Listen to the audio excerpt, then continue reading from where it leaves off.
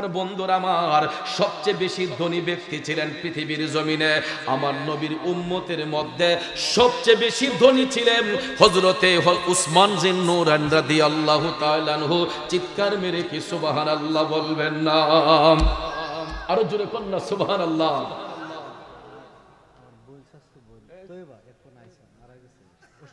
ইন্না লিল্লাহি ওয়া ইন্না ইলাইহি রাজিউন। এখানে মারা গেছে। ইন্না লিল্লাহি ওয়া ইন্না ইলাইহি রাজিউন। আমার আজকের যিনি সভাপতি আবুল বাশার সাহেবের বড় কন্যা, এই যে দেখেন বাস্তবতা, দেখেন বাস্তবতা, দেখেন সন্তানের কাঁধে পিতার লাশ বহন করা হয়, কিন্তু এমনও কিছু মুহূর্ত হয় পিতার কাঁধে সন্তানের লাশ বহন করতে হয়। এরে মেহারির বাবাজিরা দেখো রে, দেখো সভাপতি হইয়া মাহফিলে বসে আছেন, কিন্তু তার ঔরসজাত কন্যা এই মুহূর্তে মাহফিলে আইসা মৃত্যুর স্বাদ গ্রহণ করেছে। এই পৃথিবী যেমন আছে তেমনি ঠিকই রবে, সুন্দর ওই পৃথিবী ছেড়ে একদিন চলে যেতে হবে রে মন, চলে যেতে হবে। আমার বন্ধুরা রে, মৃত্যুটা কেমন জিনিস বাস্তবতার উদাহরণ নিয়ে যাও। প্র্যাকটিক্যালি প্রমাণ পাইছেন নি বাবা? মাহফিলে আসছে ওয়াজ শোনার জন্য, আসছে জীবিত হইয়া, এখন যাইতেছে লাশ হইয়া। এই জন্য এখানে যারা বসলাম রে, আমাদের হয়তো আজকের মাহফিল শেষ হইতে পারে কি পারে না।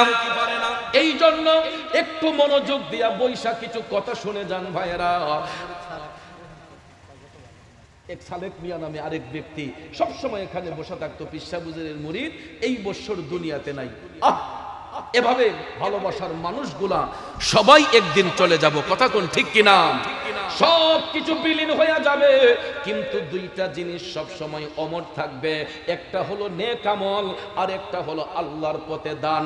সুবহানাল্লাহ কোন। নবীর সাহাবী হযরতে উসমান রাদিয়াল্লাহু তাআলা আনহু সবচেয়ে ধনাঢ্য সাহাবী ছিলেন।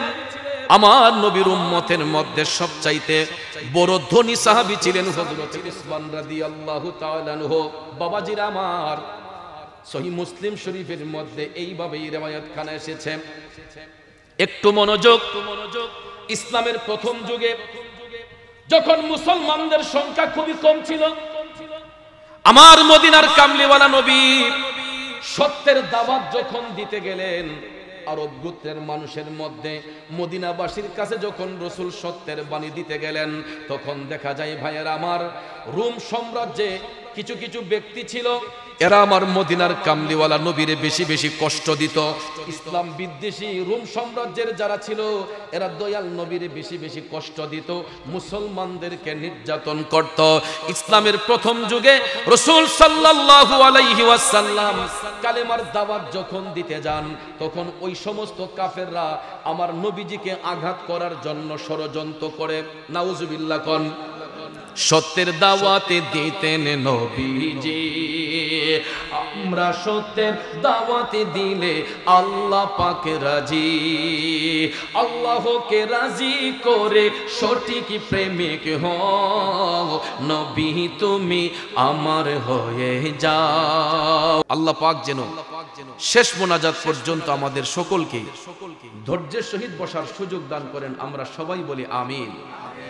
বাবাজির আমার, একটু আওয়াজ করে বলতে হবে, হায়াতের মালিক কে? রিজিকের মালিক কে? ধন সম্পদের মালিক কে? ধন সম্পদ কেড়ে নেওয়ার মালিক কে? এই জন্য রব্বুল আলামিন সূরা আল ইমরানে আপন হাবিবের মাধ্যমে বলেছেন, কুলিল্লাহুম্মা মালিকাল মুলকি তুতিল মুলকা মান তাশাউ ওয়া তানজিউল মুলকা মিম্মান তাশা। আল্লাহ বলেন, হাবিব আপনি জগৎবাসীকে জানিয়ে দেন, সমস্ত রাজ্যের মালিক একমাত্র আমি আল্লাহ। আল্লাহ কয়, হাবিব আপনি বলে দেন, আমি যাকে ইচ্ছা রাজ্য দিতে পারি, যার কাছ থেকে ইচ্ছা আমি আল্লাহ রাজ্য কেড়ে নিতে পারি। ক্ষমতা কার? আমরা দেখবেন অনেক সময় বলি যে আমি 5টা বাড়ির মালিক, 5খানি জায়গার মালিক, 10টা বিল্ডিং এর মালিক, 4টা গাড়ি আছে, এতটা বাড়ি আছে। যা কিছু থাকুক না কেন, মালিক কি আমরা নাকি আল্লাহ? আসল মালিক কে? আমরা হচ্ছি গোলাম। কথা কোন ঠিক কিনা? যদিও 5খানি 10খানি 20খানি জমি জামা আল্লাহ দান করে, এটা তত্ত্বাবধানের জন্য আল্লাহ আমাদেরকে মনোনীত করেছেন, কিন্তু এই সম্পদ এক হাতে কখনো থাকে না। কিছু কিছু মানুষ দেখবেন সম্পদ আছে, অনেক সময় দেখবেন এরা রাস্তার ভিখারি হয়ে যায়। আবার কিছু কিছু মানুষ দেখবেন সমাজে কিছুই ছিল না, হঠাৎ করে দেখা যায় কোটি কোটি টাকার মালিক। আমরা হাট বাজারে দোকানপাটে বসে বলি, আহারে অমুকের কিচ্ছু আসিল না, ওহন কোটি টাকার মালিক। আবার অনেক সময় দেখবেন বলি যে তার বাপের এতদিন সম্পদ আছিল, বেচ্চা সার হার করে লিছি। বলি কি বলি না? আসলে যদিও মুখে মুখে বলি, এটা আমার আপনার মুখের কথা নয়, এটা কোরআনের কথা। বলেছেন কে? এই জন্য সম্পদ নিয়ে কখনো বড়াই করতে নেই, অহংকার করতে নেই, কারণ এটা আল্লাহর পক্ষ থেকে গড গিফট।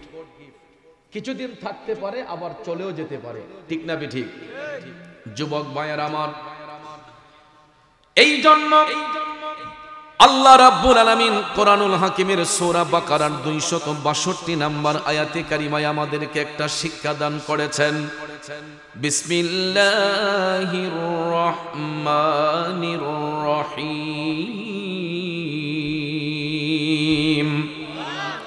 আল্লাযীনা ইউনফিকুনা আমওয়ালাহুম ফি সাবিলিল্লাহি সুম্মা লা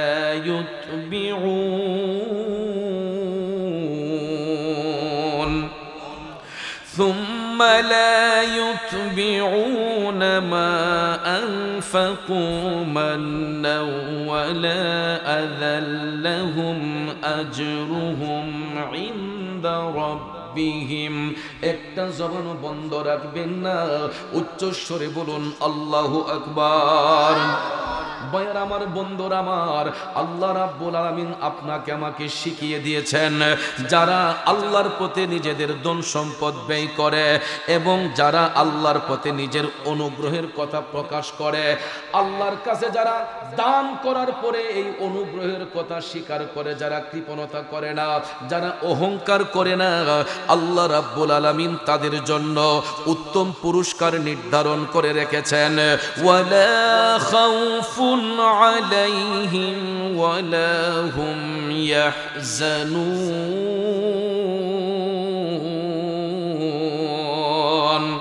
সত্যিকার অর্থে তাদের কোনো ভয় নাই, তাদের কোনো চিন্তা নাই, এবং এরা কখনো দুশ্চিন্তাগ্রস্ত হবেও না, চিন্তিত এরা হবেও না।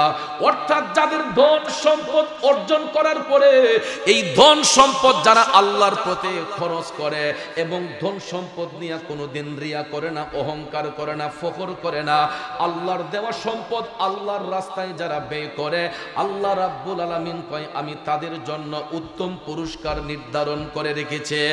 আর সত্যি সত্যি ওই সমস্ত ব্যক্তিরা কোনোদিন কোনো জায়গায় চিন্তাযুক্ত হবে না, কারণ এদের জন্য আমি আল্লাহ দুনিয়া এবং আখিরাতের মধ্যে কল্যাণ নিহিত রেখেছে। তাইলে বাজান আমার, বন্ধুরা আমার, সম্পদ আল্লাহ দান করে, ওই সম্পদ আল্লাহর রাস্তায় ব্যয় করা দরকার আছে না নাই? লক্ষ্য করে দেখবেন, আমরা এই সমাজের মধ্যে কিছু কিছু মানুষ আছি, ধন সম্পদ যখন অধিক হয়ে যায়, এই ধন সম্পদ আমরা অজাগার মধ্যে খরচ করি। যেই জায়গায় খরচ করলে আল্লাহ বেজার হয়, এই সমস্ত জায়গায় আমরা ধন সম্পদ খরচ করি। যদি একটা এক্সাম্পল দেই, দেখবেন যদি কোনো খেলার টুর্নামেন্ট হয়, সেখানের মধ্যে দিয়ে দিবে 1 লাখ 2 লাখ টাকা। যদি একটা দিনী মাজলিস হয়, একটা মিলাদ মাহফিল হয়, আলোচনা মাহফিল হয়, দেখবেন সেখানের মধ্যে মাত্র 2000 টাকা। কারণ ওইখানে খেলাতে টাকা বেশি দিলে খরচ সওয়াব বেশি হবে, নাকি আল্লাহর রাস্তায় দিলে বেশি সওয়াব হবে? কথাটা বোঝার স্বার্থে বলছি, একটু মনোযোগ দিয়ে বুঝবেন। আমার যুবক ভাইয়েরা, আল্লাহর দেওয়া সম্পদ আল্লাহর রাস্তায় ব্যয় করলে আল্লাহ পুরস্কার নির্ধারণ করে রেখেছেন। কিন্তু সমাজের মধ্যে কিছু কিছু মানুষ সম্পদ অর্জন করার পরে তাদের তকব্বরি বেড়ে যায়, অহংকার বেড়ে যায়। এরা মানুষকে তুচ্ছ তাচ্ছিল্য করে, মানুষকে মানুষের মর্যাদা দেয় না। এমন অহংকারী মানুষ সমাজে আছে না নাই? যুবক ভাইয়ার, আমার বন্ধুরা আমার, ওই সমস্ত ব্যক্তিদেরকে ওই কথাটা স্মরণ করে দিতে হবে। কারণ সম্পদ আল্লাহর দেওয়া আমানত, এটা কখনো চিরস্থায়ী নয়। একদিন দুনিয়া ছেড়ে যখন চলে যাব, কবরে যাবার পরে সম্পদের জায়গায় সম্পদ পড়ে থাকবে, ধন সম্পদ জায়গার মধ্যে পড়ে থাকবে, আমি আপনি মাটির সঙ্গে মিশে যাব। কথা কোন ঠিক কিনা? এই জন্য কবি বলেছেন, এই পৃথিবী যেমন আছে তেমনি ঠিকই রবে, সুন্দর ওই পৃথিবী ছেড়ে একদিন চলে যেতে হবে রে মন, চলে যেতে হবে। কথা কোন ঠিক কিনা? আমার যুবক ভাইয়েরা, গভীর মনোযোগ, মনোযোগ। গাছের জায়গায় গাছ থাকবে, জমির জায়গায় জমি থাকবে, সম্পদের জায়গায় সম্পদ থাকবে। চোখটা বন্ধ হয়ে গেলে আমার আপনার গায়ের এই সুন্দর পোশাকটার সঙ্গে সঙ্গে খুলে ফেলা হয়। একটা মানুষ যখন মারা যায়, কোটি টাকার মালিকও যদি হয়, দেখবেন ডেড বডি হওয়ার সঙ্গে সঙ্গে তার পরনের দামি পোশাকটাকে খোলা হয়।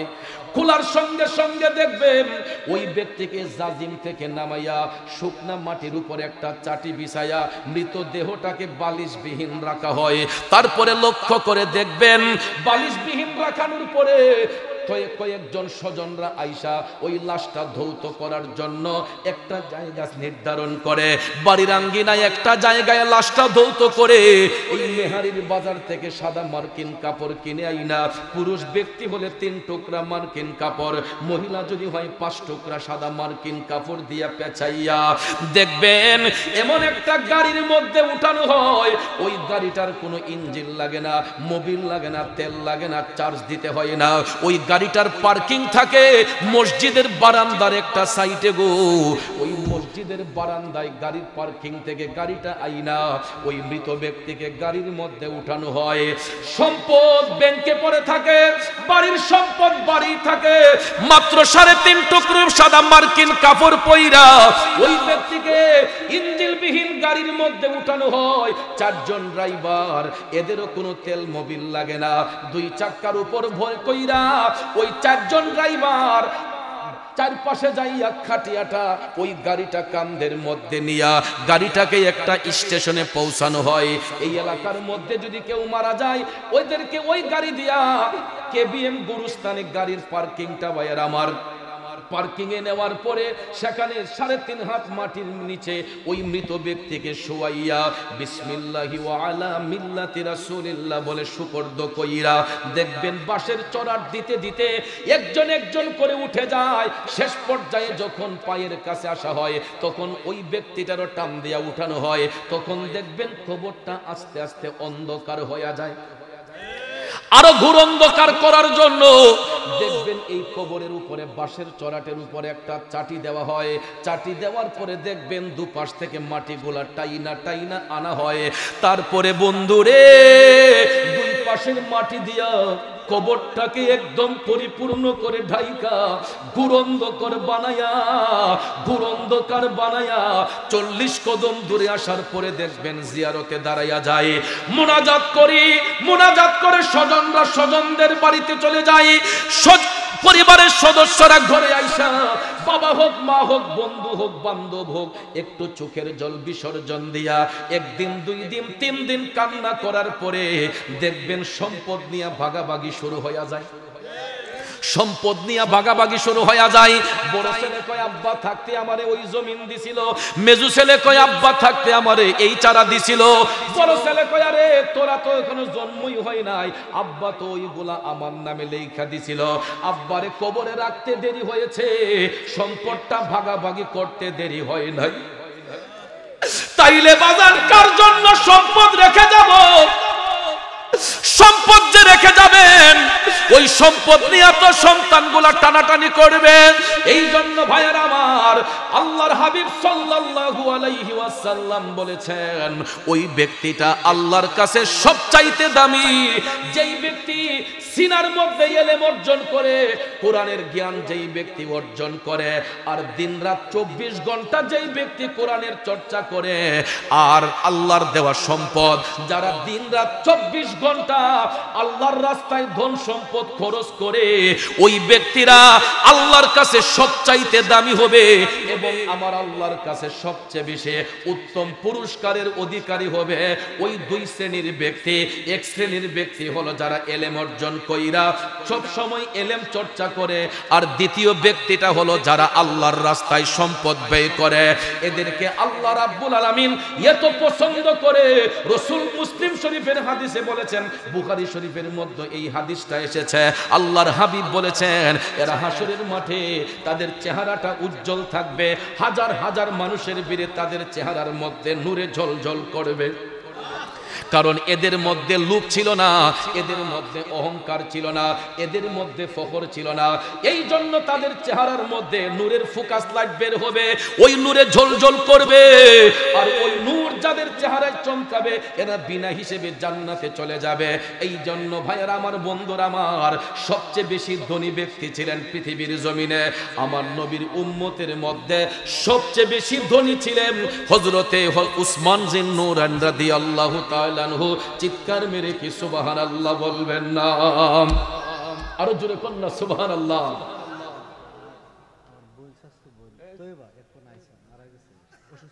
ইন্না লিল্লাহি ওয়া ইন্না ইলাইহি রাজিউন। এখানে মারা গেছে, ইন্না লিল্লাহি ওয়া ইন্না ইলাইহি রাজিউন। আমার আজকের যিনি সভাপতি আবুল বাশার সাহেবের বড় কন্যা, এই যে দেখেন বাস্তবতা, দেখেন বাস্তবতা, দেখেন সন্তানের কাঁধে পিতার লাশ বহন করা হয়, কিন্তু এমনও কিছু মুহূর্ত হয় পিতার কাঁধে সন্তানের লাশ বহন করতে হয়। এরে মেহারির বাবাজিরা দেখো রে, দেখো সভাপতি হইয়া মাহফিলে বসে আছেন, কিন্তু তার ঔরসজাত কন্যা এই মুহূর্তে মাহফিলে আইসা মৃত্যুর স্বাদ গ্রহণ করেছে।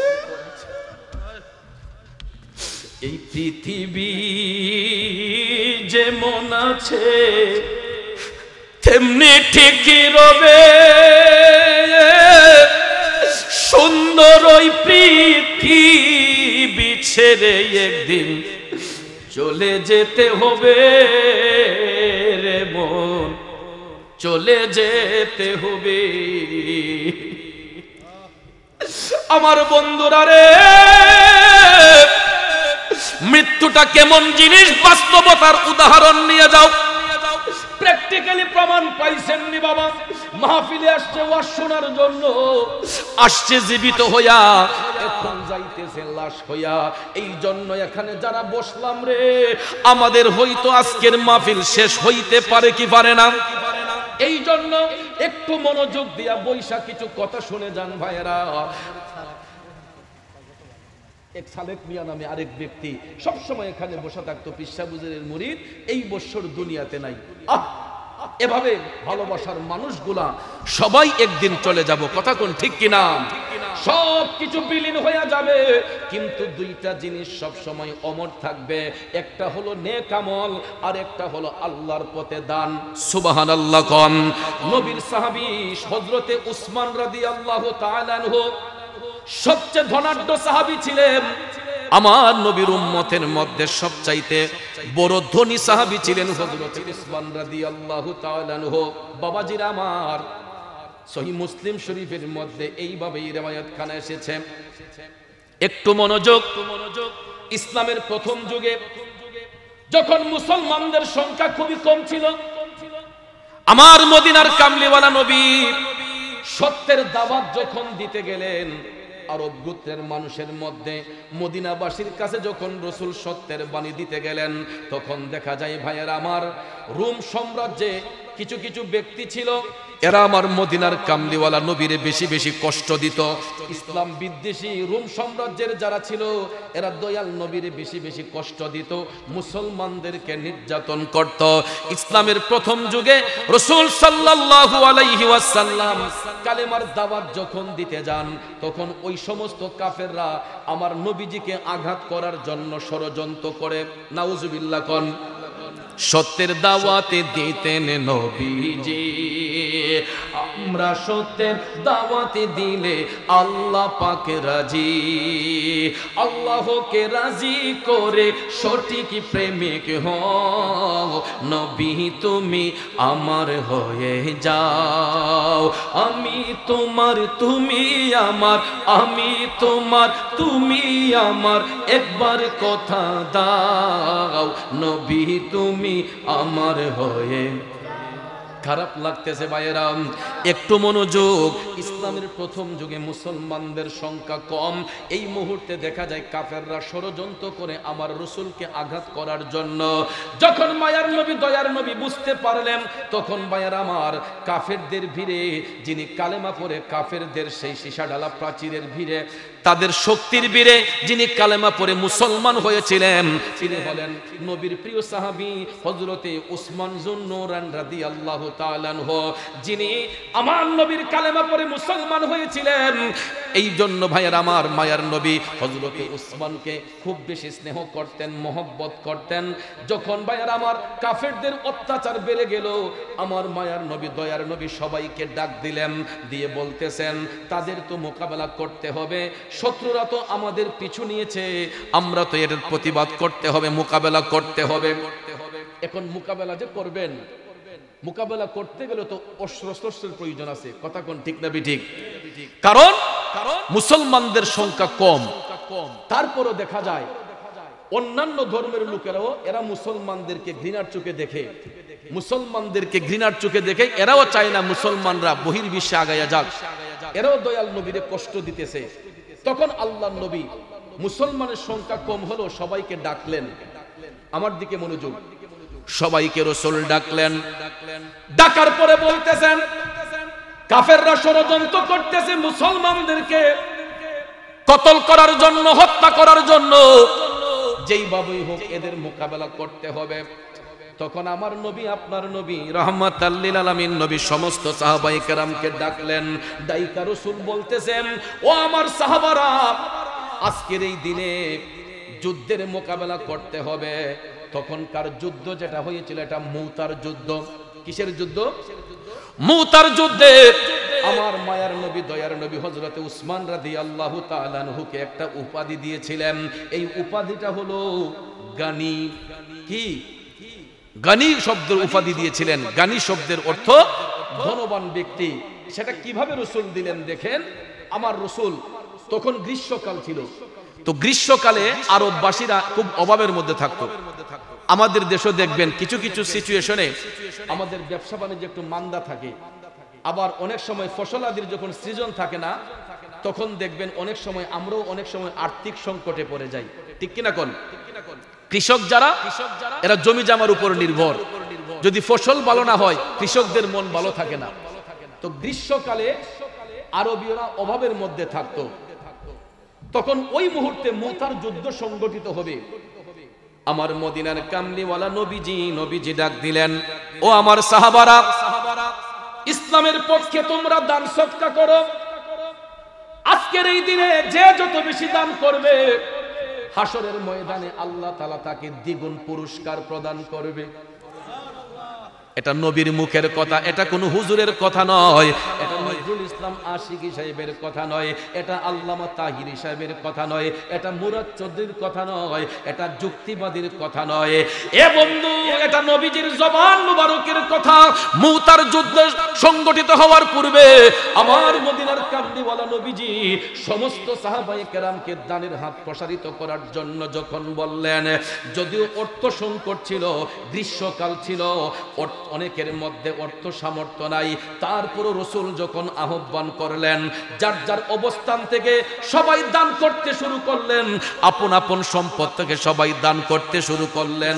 করতে করতে দেখা যায় হযরতে উসমান রাদিয়াল্লাহু তাআলা আনহুর একটা কাফেলা বাণিজ্য করে আসছিল।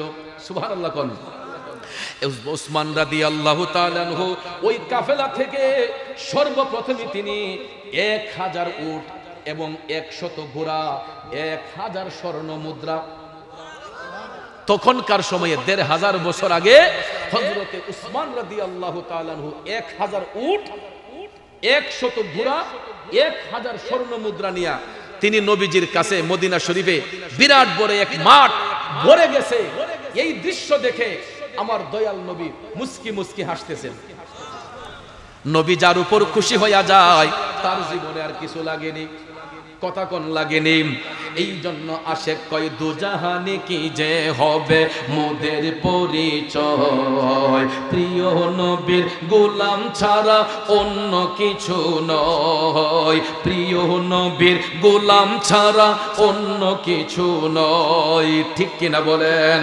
তাইলে বলুন আমরা নবীর গোলামি চাই কি চাই না? কারা কারা চাই নিশিরাতে দুইটা হাত তুলে দেখায়। নারায়ে তাকবীর। আমার মনে হয় এর চাইতে মহিলা মাদের আওয়াজ বেশি হবে। এখানে পুরুষ আছে বলে আমার মনে হয় না। যদি পুরুষ থাকে পুরুষত্ব দিয়ে একটু আওয়াজ দিবেন। নারায়ে রিসালাত, আহলে সুন্নাত ওয়াল জামাত, কাদেরিয়া, আহমদিয়া, বুগদাদিয়া দরবার শরীফ সুন্নি মহাসম্মেলন। ও উসমান, এই দানের কারণে আল্লাহ তোমারে জ্ঞানী বানাইয়া দিছে, তোমাকে আল্লাহ ধনী বানাইয়া দিছে। এরপর থেকে হযরত উসমান রাদিয়াল্লাহু তাআলা আনহুর নামের সঙ্গে এই জ্ঞানী শব্দটা যখন যুক্ত হয়েছে, তিনি ধন সম্পদের মালিক এমন ভাবে হতে লাগলেন। এত ধন সম্পদ হওয়ার পরেও গো বিন্দু মাত্র রিয়া অহংকার হযরতে উসমানের মধ্যে ছিল না। এটা কেমনে দেখেন ভাইয়েরা, আমার নবী জ্ঞানী বানিয়ে দেওয়ার পরে মদিনার কামলিওয়ালা নবীর দরবারে একজন গরিব ব্যক্তি, অসহায় ব্যক্তি আমার মদিনার কামলিওয়ালা নবীর দরবারে হাজির হইয়া নবীজির কদমে গিয়ে সালাম দিয়ে বলতেছে, আসসালাতু আসসালামু আলাইকা ইয়া রাসূলুল্লাহ। ও নূরের নবীজি, আমি একজন গরিব মানুষ, আমারে কিছু সাহায্য করেন। সাহায্য দেওয়ার মালিক কে? এই লোকে সাহায্য চাইছে কার কাছে? নবীর কাছে চাইছে। কার কাছে? দেওয়ার মালিক কে? চাইছে কার কাছে? এখন কি চাওয়া থেকে শিরিক হইছে? আমরার দেশে তো কিছু কিছু মোল্লা মুন্সি আছে কয় যা চাও ডাইরেক্ট আল্লাহর কাছে চাও। ঠিক না বেঠে? যা চাও ডাইরেক্ট আল্লাহর কাছে চাও, আল্লাহ দিবে। এত সহজে আল্লাহ দিতে হবে? দেওয়ার কাজ করতে হবে। আর কাজটা হলো আমার নবীকে অনুসরণ করতে হবে। কারণ আল্লাহর সমস্ত কুদরতি ভান্ডারে যা কিছু আছে সবকিছু আল্লাহ আপন হাবিবের কাছে দান করে রাখছে। আরো জোরে কোন সুবহানাল্লাহ।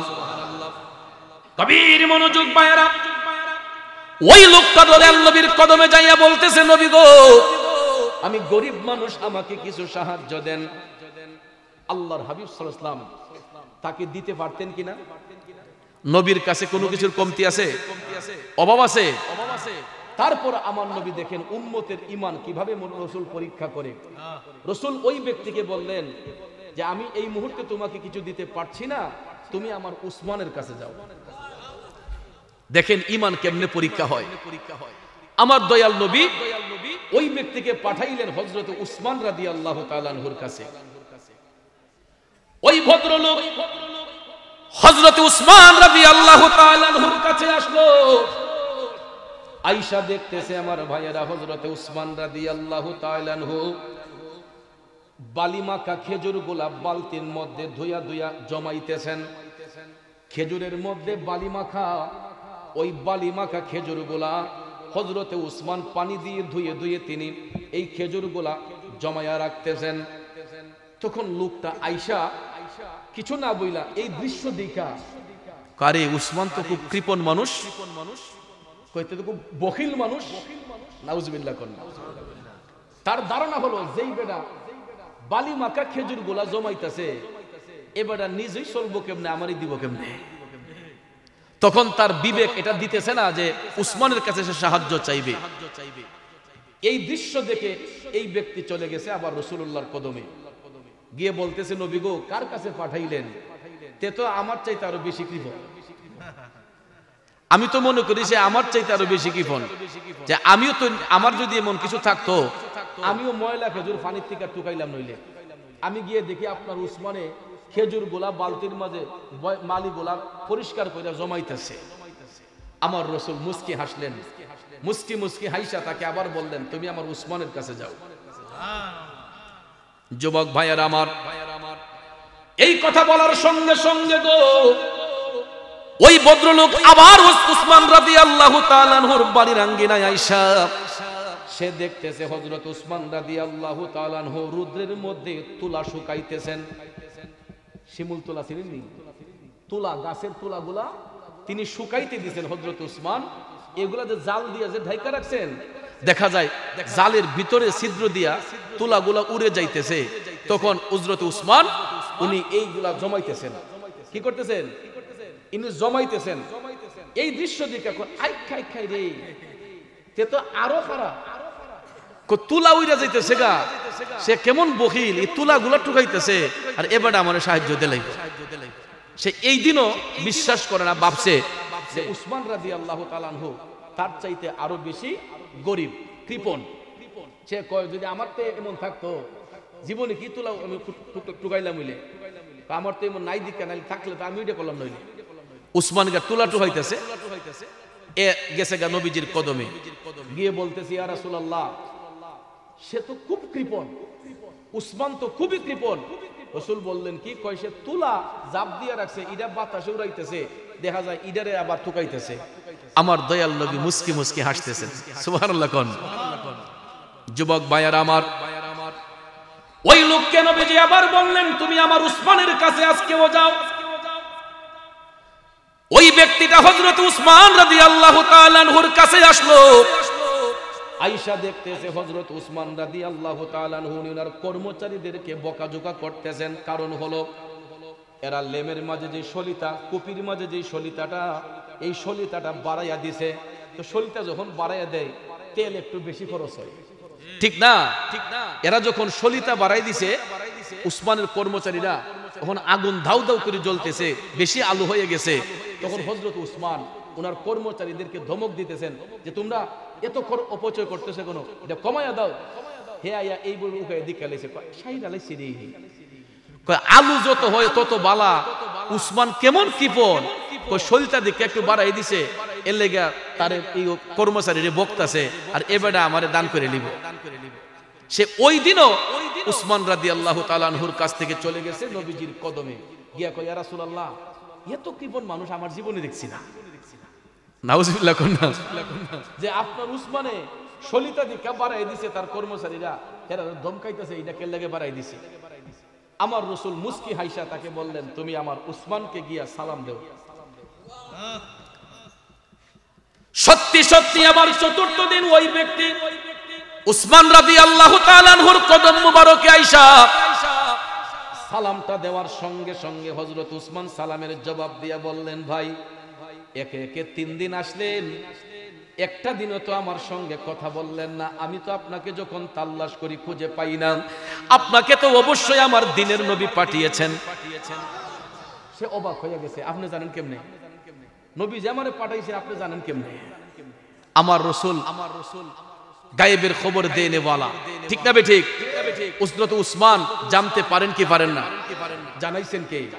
কারণ ঈমানদাররা যখন ঈমানের সংস্পর্শে থাকে তখন তারা আল্লাহর আরশ পর্যন্ত দেখার ক্ষমতা রাখে, ঠিক না বেঠিক? গভীর মনোযোগ আমার ভাইয়েরা। হযরত উসমান রাদিয়াল্লাহু তাআলা আনহু বললেন, ভাই বলুন এবার আপনার কি প্রয়োজন? তখন কয়, আমি নবীজির কাছে সাহায্য চাইতে গেছিলাম, রাসূল বলেছেন আপনার কাছে আসতে। তখন হযরত উসমান বলেন, আমি আবার আপনাকে কি করতে পারি? তখন হযরত উসমান লক্ষ্য করে দেখলেন অনেক দূরে একটা সরু রেখা দেখা যায়। অনেকক্ষণ তাকিয়ে দেখতেছেন যে একটা উটের কাফেলা, সরু রাস্তার মতো একটা উটের কাফেলা আসতেছে। হযরত উসমান ওই ব্যক্তিকে বললেন, ওই যে একটা কাফেলা আসতেছে, আপনার কি দৃষ্টিগোচর হচ্ছে? কয় জি। তখন হযরত উসমান একটা কাগজের মধ্যে লিখে দিলেন যে আপনি এই কাগজটা সেখানকার সেনাপতি যিনি ওনার কাছে দিবেন, দিয়ে বলবেন সবচেয়ে বড় উট যেটা বা আপনি যেটা চয়েস করেন এবং এই উটের উপরে যেই সামান আছে প্রত্যেক এই উটের সামানাগুলো সহ এই উটটা আপনি নিয়ে চলে যাবেন। তখন এই কাগজ আতুলিয়া বাপ রে বেটায় খেজুর টুহায় আর তুলা উইরা যায় আর সলতা বাড়াই দিছে দিকে ইয়ে কয় এ বেটা আমার উট দিয়ে লাইব, সে বিশ্বাস করে না। হযরত উসমান বললেন নেন আমার লিখিতটা তাদের কাছে দিবেন। এখন সে কাগজটা হাতে লিয়া রাস্তা দিয়ে যাইতেছে, কয় আর কোনো কাম নাই, হেরা আমার দেলাইব, এই কাগজ দিয়ে আমার কি হইব। তখন যাইতে যাইতে যাইতে কাফেলার কাছে গেছে, গিয়ে দেখতেছে প্রায় 1 থেকে 150 উট হবে, প্রত্যেকটা উটের পিঠের মধ্যে মালামাল। সুবহানাল্লাহ কোন উসমান তো বলেছেন সবচেয়ে বড় উট যেটা এটা তুমি নিবা, চয়েস কইরা কাফেলার উট যেটা সবচেয়ে বড় এটাই তুমি নিবা। এখন সে সন্দেহাতীত যে এর হতাশের মধ্যে পড়েই যে আমারে তো দিত না, এরপরও দিকে উসমানের দোহাই দিয়া সে সত্যি সত্যি কইয়া দেখি গিয়া তখন এই কাগজ লইয়া গিয়েছে কাফেলার সামনে, গিয়া সেনাপতিরে ডাকছে, কই কাগজটা নেন। এখন লেখা দেখি তো সেনাপতিও বুঝছে যে এটা উসমানের লেখা, ঠিক না বেঠিক? কয় তাইলে আপনি কোনটা চয়েস করেন? সে তাকাইতেছে, তাকাইয়া সবচেয়ে বড় যেটা এটা সামনেরটা, সামনের উট যেটা সবচেয়ে বড় এটা চয়েস করে বুঝছে, কই এটা আমার। তখন সেনাপতি বলতেছে কই ঠিক আছে এটা আপনি, ঠিক আছে। এখন আমাদের ইয়ে হলো প্রথম সারির উট, এটা যেই রাস্তা দিয়ে হাঁটে এটা যদি আপনি নিয়ে যান তাহলে বাকি যে উটগুলা এটার পিছন দাঁড়াইব, সবগুলা উট এটার পিছন ধরবে, কারণ এটা তো যেই লাইনে যাইব সবাই এটার অনুসরণ করে, কারণ নেতা যেমরা যায় ফাতিনা তারা তো এই দিক দিয়ে যাইব, কথা কোন ঠিক না বেটি? এখন এটা সবচেয়ে বড় উট সামনের কাতারে, এটা যে দিক দিয়ে যায় এখন বাকিগুলা এই দিক দিয়ে যাবে। তখন সেনাপতি বলতেছে একটা কাজ করেন, আপনি কিছুক্ষণের মধ্যে আমাদের কাফেলা উসমান রাদিয়াল্লাহু তাআলা আনহুর বাড়ির মধ্যে যাবে, সেখানে যাওয়ার পরে আপনি ওইখান থেকে নিয়ে যাইয়েন। আল্লাহু আকবার কোন। সম্মানিত ভাইয়ারা আমার, হযরত উসমান রাদিয়াল্লাহু তাআলা আনহুর কাছে আসলো, আসার পরে সেনাপতি বলতেছেন, দলনেতা বলতেছেন হুজুর আপনার ওই ব্যক্তি এমন একটা উট পছন্দ করছে যেটা সবচাইতে সামনের কাতারে ছিল, এটাই সবচাইতে বড় রুষ্টপুষ্ট, আর আপনার সৈনিক এটাই পছন্দ করেছে। একটু দুরূদ শরীফ পড়েন, সুবহানাল্লাহ ওয়াল হামদু, জলদি যা আইসুদ বেড়া দিতে, ইল্লাল্লাহ সুবহানাল্লাহ ওয়াল হামদ লা ইলাহা ইল্লাল্লাহু মুহাম্মদ রাসূলুল্লাহ। বাবাজিরা আমার খুব সংক্ষেপে বলে যাচ্ছি, উসমান রাদিয়াল্লাহু তাআলা আনহুর দরবারে আসার পরে হযরত উসমানকে যখন বিষয়টা বলা হইল তখন হযরত উসমান রাদিয়াল্লাহু তাআলা আনহু রাগান্বিত হয়ে গেলেন। দলনেতাকে বলতেছেন, সেনাপতিরে বলতেছেন, ওই ব্যক্তি যদি এটা পছন্দ করে আর বাকিগুলা যদি তার পিছনে চলে যায় তোমাদের আপত্তিটা কোথায়? কারণ বুঝতে হবে সে যেটা পছন্দ করছে আর বাকিগুলা যদি এটার সাথে চলে যায় তাইলে এই একটা উটও আর আমি উসমানের নয়। ওই কাফেলার মধ্যে যতগুলা উট আছে এদের পিছনে যত মালামাল আছে আল্লাহ রাব্বুল আলামিন হয়তো এই ভদ্রলোকের জন্য এটা কবুল করেছেন, সবগুলা উট উনাকে দিয়ে দাও।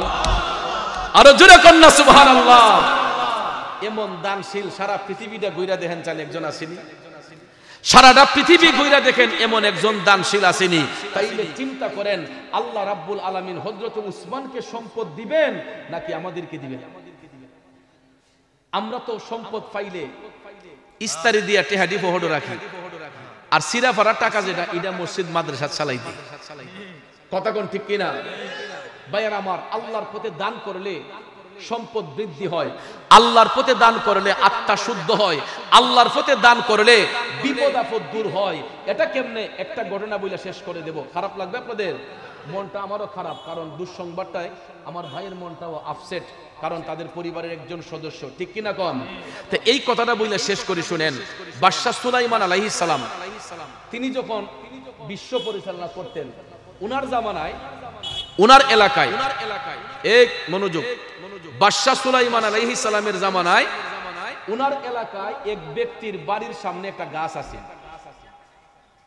এক ব্যক্তির গাড়ির সামনে একটা গাছ আছে, তো গাছের মধ্যে পাখিয়া বাসা বাঁধছে। তা আমরার বাড়ি ঘরে তো পাখি বাসা বাঁধে না গাছে। তো সুলাইমান নবীর আল্লাহ একটা গুণ দিছিলেন, উনি পাখির বাসা বুঝতেন, পাখির কথা তিনি বুঝতেন। তখন ওই পাখি বাসার মধ্যে ডিম দেয়, আর যার বাড়ির গাছ এই বাড়িওয়ালা কিতা করে বাসার থেকে ডিম দেয় না, সে খাইয়া নেয়। তো প্রতিদিনই পাখি ডিম দেয় আর ওই বাড়িওয়ালা ডিম গুলাই না খাইয়া নেয়। একদিন, 2 দিন, 3 দিন খাওয়ার পরে এই ফাইকা উইরা গেছে সুলাইমান নবীর কাছে। সুবহানাল্লাহ কোন। ও বাদশা সুলাইমান, আমি আপনার দরবারে একটা নালিশ নিয়ে এসেছি, একটা অভিযোগ নিয়ে আসছি। সুলাইমান আলাইহিস সালাম কয়, পাখি রে, কি এমন অভিযোগ নিয়ে তুমি আসলা? ওই পাখি ডাক দিয়া কয়, বাদশা সুলাইমান, আমি বড় আশা নিয়ে পাখির বাসার মধ্যে ডিম দেই বাচ্চা ফুটানোর জন্য, কিন্তু ওই বাড়িওয়ালার বাড়ির গাছের মধ্যে আমি ডিম দেওয়ার কারণে ওই ভদ্রলোক প্রতিদিন আমার বাসা থেকে ডিমগুলা নিয়ে যায়, আমি আর বাচ্চা ফুটাইতে পারি না। সুলাইমান নবী বিষয়টারে গুরুত্ব দিয়ে বললেন, ঠিক আছে, তুমি চিন্তা করো না, আমি তারে ডাইকা জানাই দিমু, সে তোমার বাসার ডিম আর কোনোদিন খাইতো না। সঙ্গে সঙ্গে সুলাইমান নবী ওই ব্যক্তিকে ডাক দিলেন, বাড়িওয়ালাকে ডাক দিলেন, হে বাড়িওয়ালা এদিকে আসো। আসার পরে তিনি বলতেছেন, তুমি যে পাখির বাসা থেকে ডিম পাইরা খেয়ে ফেলো, পাখি তো বড় আশা নিয়ে বাসার মধ্যে ডিম পারে বাচ্চা ফুটানোর জন্য, পাখি তো বড় কষ্টে আছে, তুমি তার ডিমগুলা খেয়ে ফেলো। আজকের পর থেকে তোমাকে জানাইয়া দিলাম, তুমি আর তার বাসা থেকে ডিম আইনা খাইও না। তখন লোকটা বলল, ঠিক আছে, আমি খাইতাম না।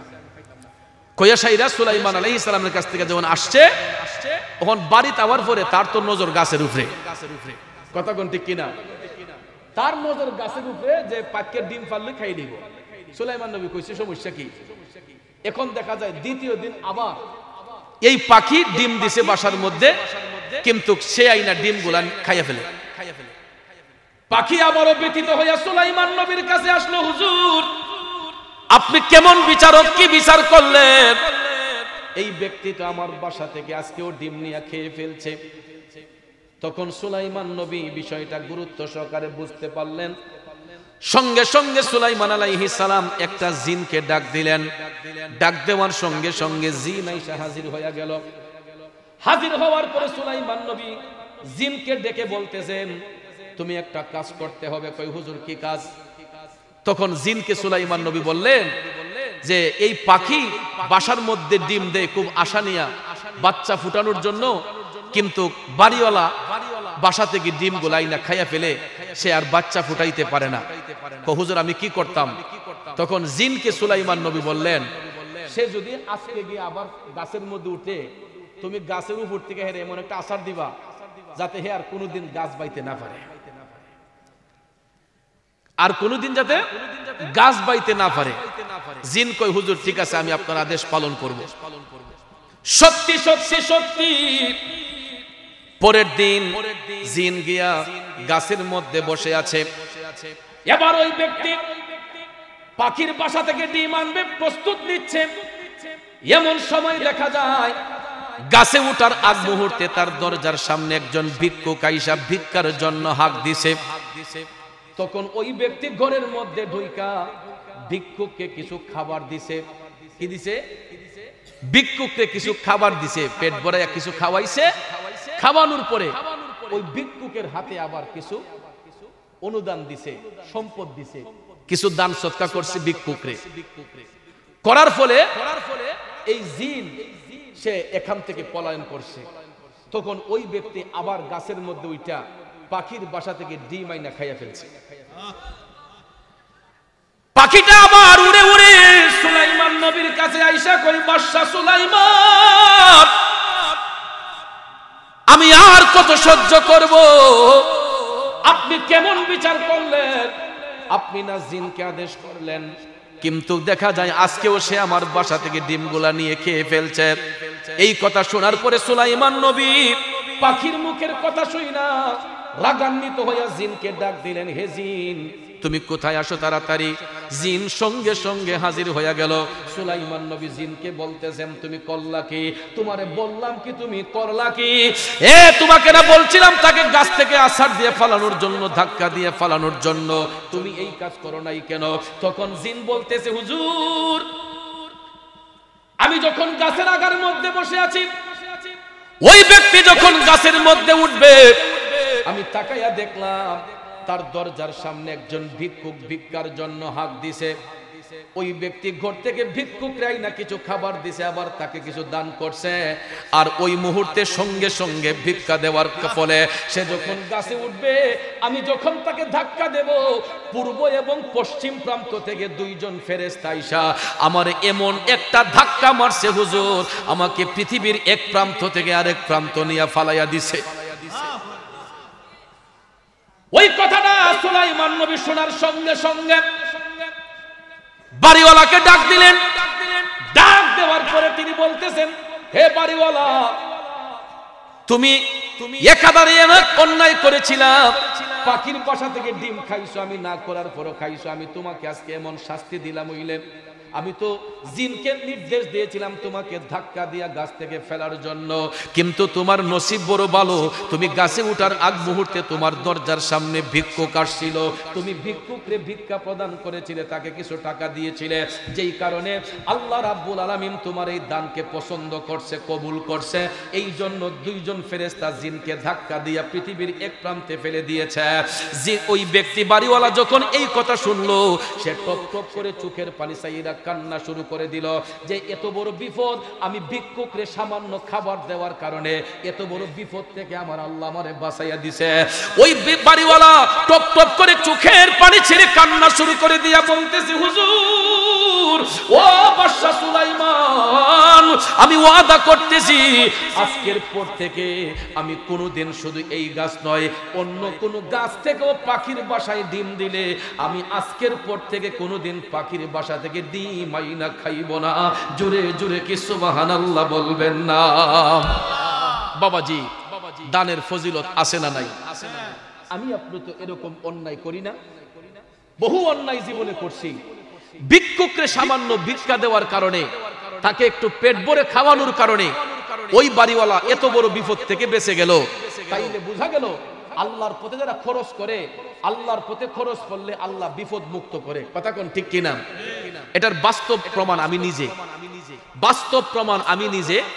আমি আমার অবস্থান থেকে শুধু আমি এই এলাকায় নয়, প্রত্যেক এলাকায়, আমার নিজের এলাকায় আমি আমার ব্যক্তিগত তহবিল থেকে আমি দানের হাত প্রসারিত রাখি আমার সামর্থ্য অনুসারে। মুমিন ভাই, কথা সত্যি না? এটা আমি নিজেকে জাহের করার জন্য নয়, ফখরিয়তের জন্য নয়, কারণ এটা আমার কাছে আজকে আছে, কালকে নাও থাকতে পারে। আমার কাছে এখন ৫,০০০ টাকা আছে, কেউ যদি আমার কাছে সাহায্য চায় আমি এখান থেকে ১,০০০ টাকা দিয়ে দিই। আমার যার সঙ্গে যারা চলাফেরা করছে এরা কতটুকু আমাকে চিনতে পেরেছে আমি জানি না, কিন্তু আমি ওই হাদিস শরীফগুলোকে ফলো করি। হাদিস শরীফগুলো চোখে পড়ে দেখি সম্পদ আল্লাহর দেওয়া আমানত। আজকে যদি আমি কোটি কোটি টাকার সম্পদ রেখা যাই, 2 দিন পরে আমার ফুলা পানি তালিয়া ঝগড়া করবে। কথা কোন ঠিক কিনা? এই জন্য ভাইয়ের আমার অনেকে কো, হুজুর টেহাগুলা কিতা করে, এত টাকা রুজু করে কি করেন? ভাই, যেই রাস্তায় আয় এই রাস্তায় আবার খরচ হয়।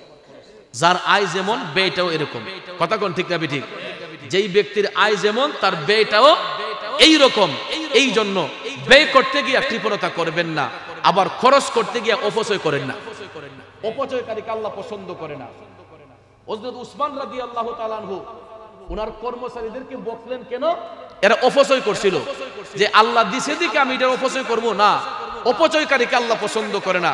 আপনার প্রয়োজনের তাগিদে যেটা প্রয়োজন সেটা আমরা খরচ করব, সেটা আমরা এই ব্যবহার করব, কিন্তু প্রয়োজন ব্যতি রেখে ওভার এক্সেস কোনো কিছু ভালো নয়। কথা কোন ঠিক না ঠিক? তাইলে বাজান, দান 2 প্রকার, একটা হলো সাধারণ দান আর একটা সদকায়ে জারিয়া।